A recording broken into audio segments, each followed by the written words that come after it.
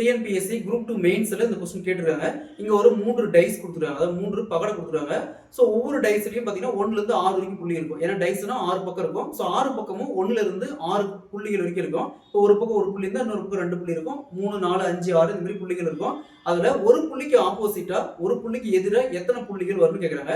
So இந்த model some கேட்டாங்க நம்ம எப்படி குயிக்கா சால்வ் பண்ணலாம் பார்க்கலாம். அதுக்கு முன்னாடி நம்முடைய அகாடமில 2026 ஆண்டு வரக்கூடிய டிஎன்பிஎஸ்சி குரூப் 2 மற்றும் குரூப் 4 அதே மாதிரி போலீஸ் எஸ்ஐ பிசி எக்ஸாமுக்கான மேக்ஸ் அண்ட் ரீசனிங்னு தனியாக online classes and test batch போயிட்டு இருக்கு. ஸோ கிளாஸஸ் பத்தி வேற ஏதாவது டீட்டெயில் வேணும்னா மேல இருக்கிற இந்த நம்பருக்கு கான்டாக்ட் பண்ணுங்க.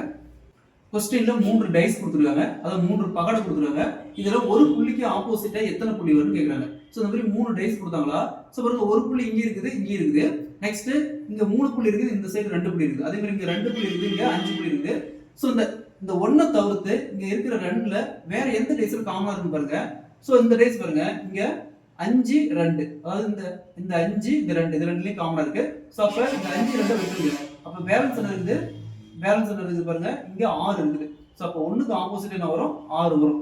அதாவது நம்ம எந்த டைஸ் இருக்கிறோமோ அந்த புள்ளி தவிர்த்து மற்ற 2 இருக்கிற புள்ளி காமனா இருக்கணும். அதர் டைஸ்ல காமனா இருக்கணும். ஸோ அப்ப இந்த 2, 5 இங்க காமனா இருக்கு.